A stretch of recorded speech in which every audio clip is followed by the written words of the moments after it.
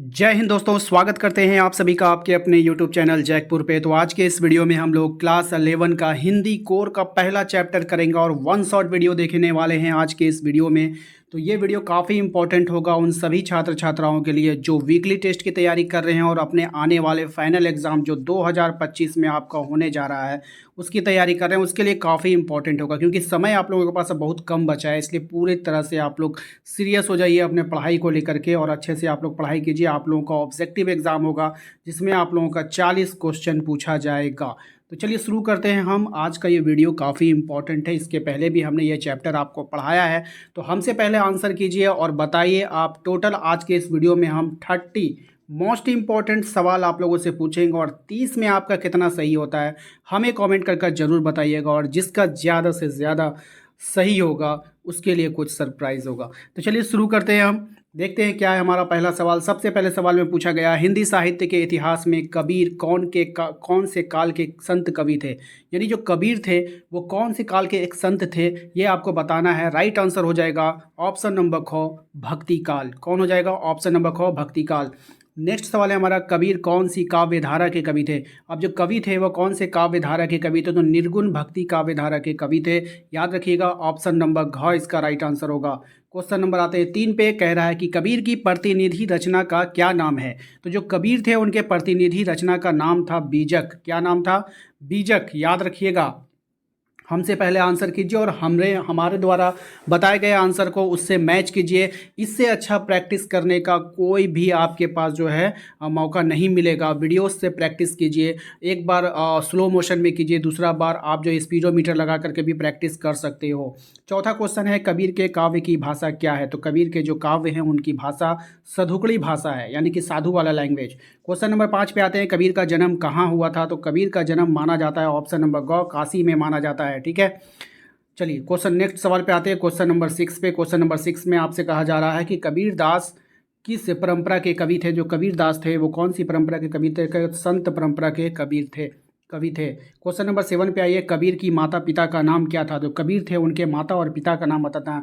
माता का नाम नीमा और पिता का नाम नीरू था। ऑप्शन नंबर क इसका राइट आंसर होगा। अगला सवाल है हमारा क्वेश्चन नंबर 8 पे। कबीर दास की मृत्यु कहाँ हो गई थी। तो कबीर दास की जो मृत्यु हुई थी वो मगहर में हुआ था। मौ से मृत्यु, मौ से मगहर। याद रखिएगा। ऑप्शन नंबर 9 पे आइए, कबीर किस शाखा के कवि थे। तो कबीर जो थे वो ज्ञान श्रेय शाखा के कवि थे। किसके थे? ज्ञान श्रेय शाखा के कवि थे। और ज्ञान श्रेय जो होता है, ज्ञान मतलब होता है ज्ञानी। ठीक है, तो कबीर अगर ज्ञानी थे तभी तो वो जो है कविता लिख पा रहे थे, ऐसे नहीं लिख पा रहे थे। तो जो ज्ञानी होते हैं वही कविता को लिखते हैं और पुस्तकें लिखते हैं। तो उन्होंने बहुत सारी पुस्तकें लिखी थी। कबीर के पदों का संग्रह किस पुस्तक में मिलता है। तो कबीर के पदों का जो संग्रह मिलता है वो बीजक में मिलता है। ऑप्शन नंबर घ इसका राइट आंसर हो जाएगा। ठीक है, नेक्स्ट आते हैं क्वेश्चन नंबर 11 पे।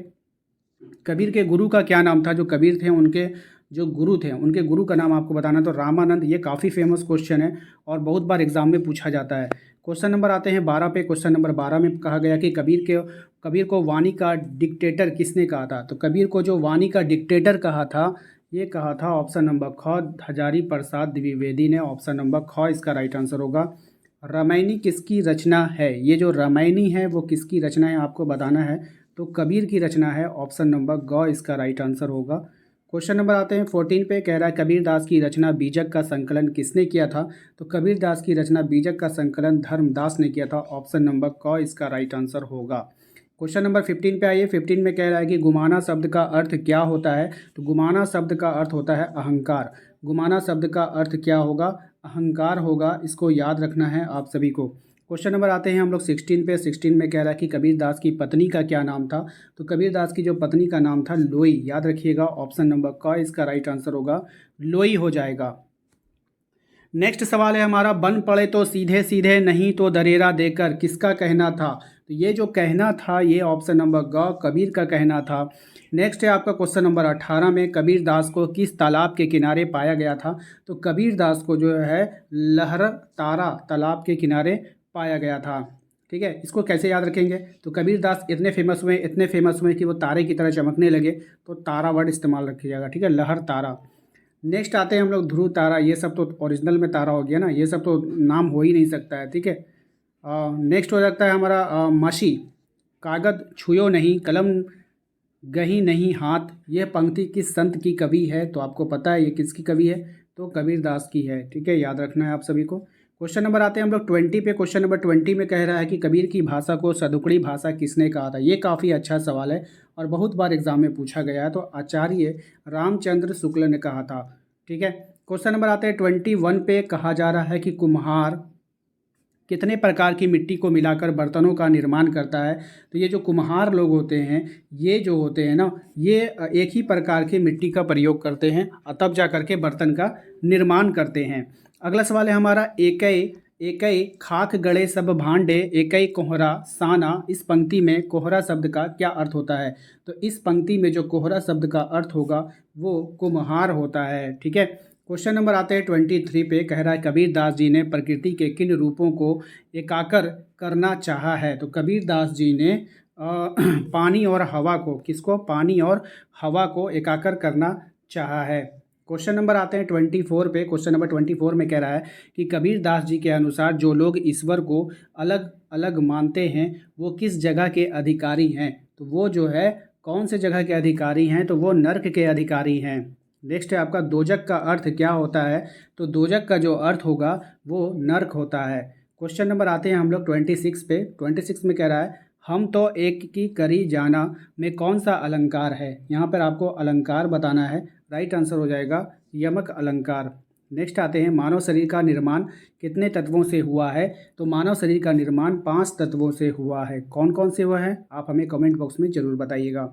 क्वेश्चन नंबर आता है 28 पे। जैसे बाढ़ी काष्ठ ही काटे में, बाढ़ी का अर्थ क्या होता है? तो बाढ़ी का अर्थ यहाँ पे हो जाएगा बढ़ई, बाढ़ी बढ़ई। ठीक है, नेक्स्ट है काष्ठ काष्ठ ही काटे में अलंकार आपको बतानी है। तो यहाँ पे हो जाएगा अनुप्रास अलंकार। नेक्स्ट है आपका सरूपय सरूपय सोई में कौन सा अलंकार है? तो सरूपय सोई में अनुप्रास अलंकार है, ऑप्शन नंबर क। टोटल हमने 30 सवाल आपसे पूछा है और 30 सवाल में से आपने कितना का सही उत्तर दिया है हमें कमेंट बॉक्स में कमेंट कर जरूर बताइएगा।